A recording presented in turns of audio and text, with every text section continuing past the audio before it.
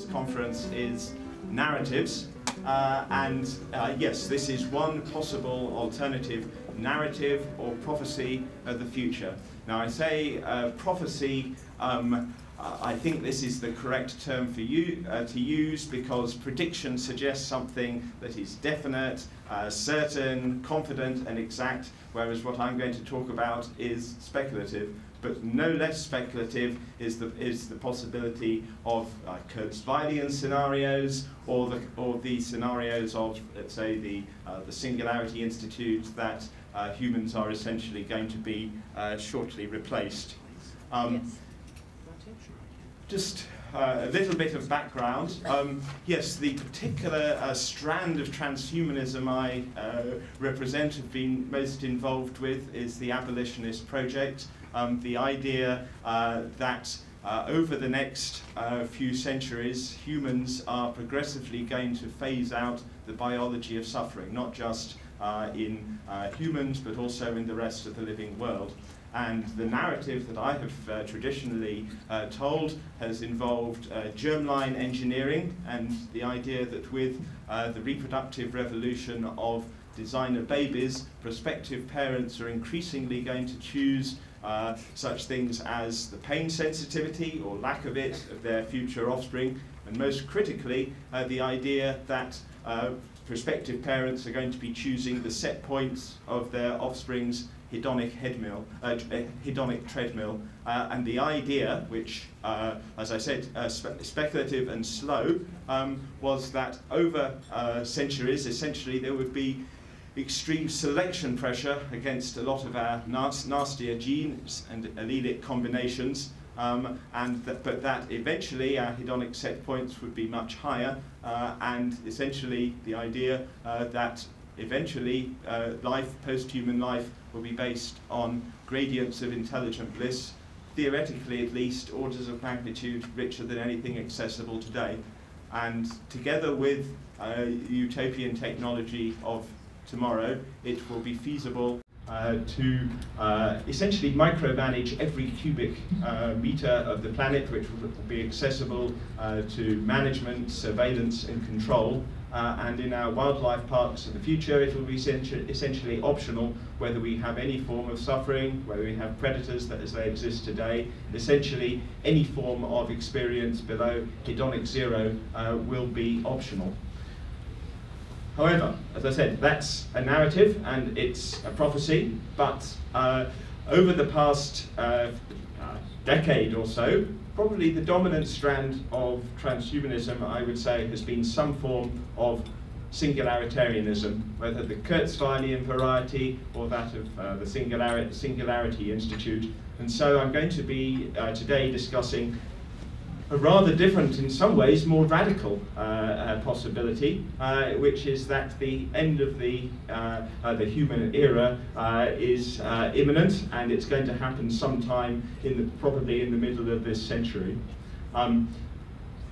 We talk about superintelligence, but whatever superintelligence is, I would say it's not going to be more restrictive in its capacities than humans. And humans have the capacity to discuss consciousness, its varieties, the binding problem, to explore altered states of consciousness, and it's by no means clear that classical digital computers can do this. And so I would argue that full spectrum superintelligence is going to entail mastery of both the subjective and the formal properties of mind. Now, this distinction cannot be entirely clean, or else it wouldn't be possible for me to allude to the subjective properties of mind in the first place, but nonetheless it's real. And I don't know if there are any behaviorists, operationalists in the audience who will say, what is this thing called consciousness or subjectivity? All I would ask to them is, before anesthesia, would you demand an anesthetic as well as a muscle relaxant? A muscle relaxant will leave you fine for surgery. The surgeon can operate on you fine, but without an anesthetic, essentially you'll be in agony. What is this perhaps impossible to define state of consciousness?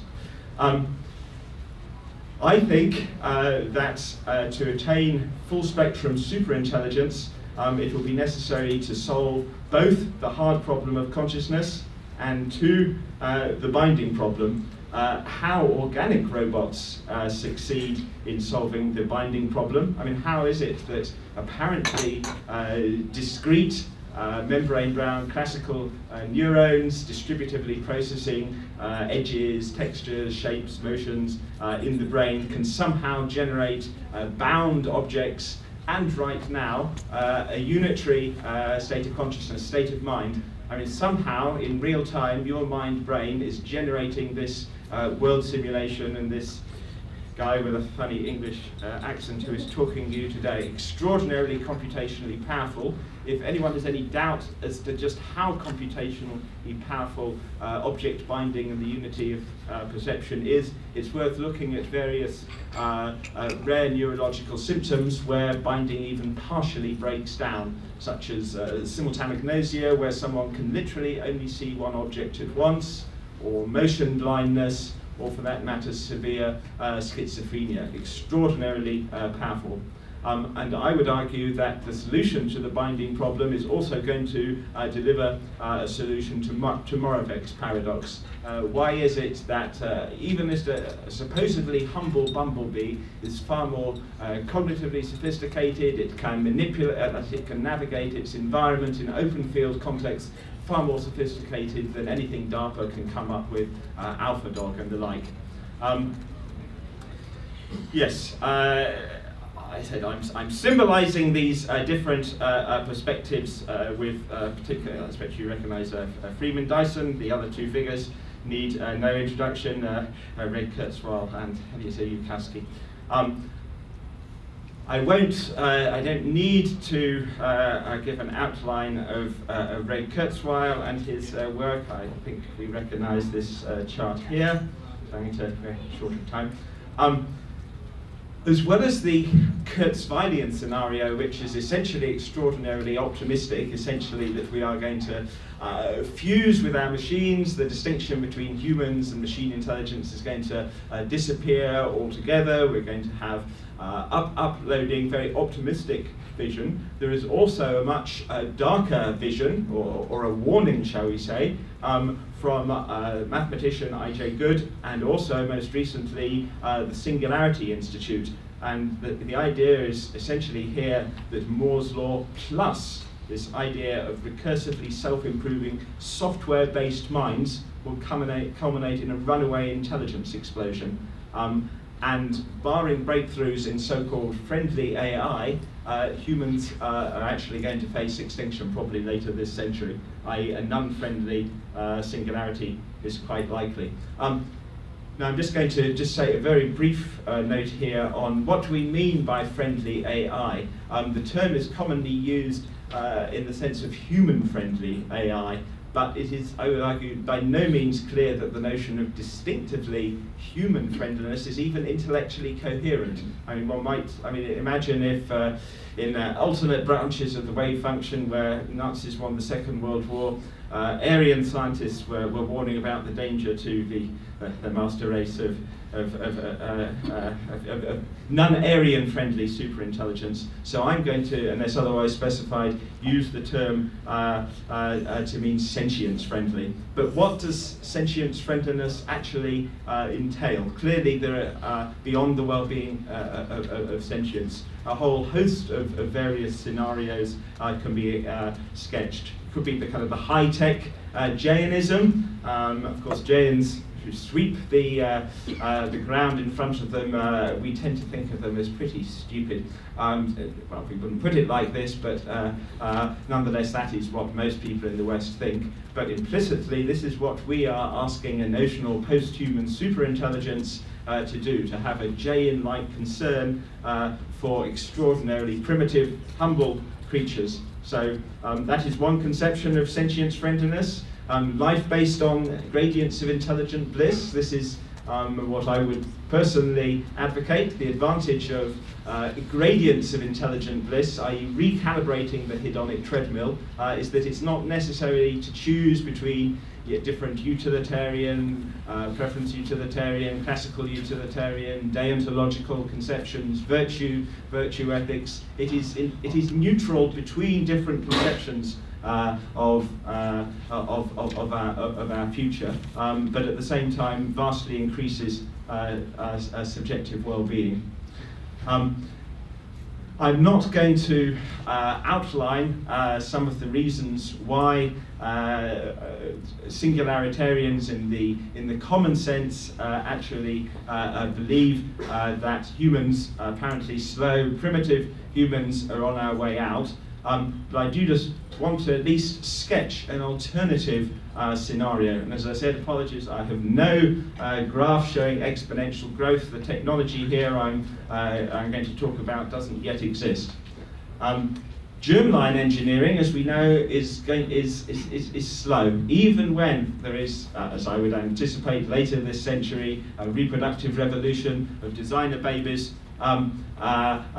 Essentially, it's going to take place, one would suppose, over generations, whereas essentially organic robots, on the other hand, are going to be using software editing tools to, first of all, with individual genes, then combinations of genes, and eventually whole suites of genes to essentially re-edit our own genome, biohacking. And the smarter our tool AI, so to speak, the greater our capacity for recursive self-improvement. And so essentially, I would argue that the proportionality thesis, increases in intelligence lead to proportionate increases in the capacity to design intelligent systems, is going to hold for organic robots too.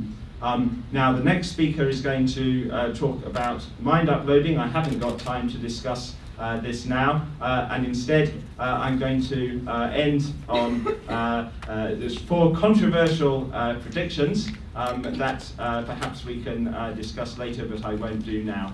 And these 4 predictions are: 1, classical digital computers will never be non-trivially conscious. 2, software-based minds are physically impossible. The strong physical church Turing thesis is false. 3, humans will never upload our minds. The phenomenal binding problem defeats the possibility of our digital emulation. And 4, well, we won't go into quantum mind theory now, but I would just like to say that anyone who thinks it is inevitable that primitive organic robots are going to be consigned to the dustbin of history, there are alternative arguments. Thank you very much. Thank you.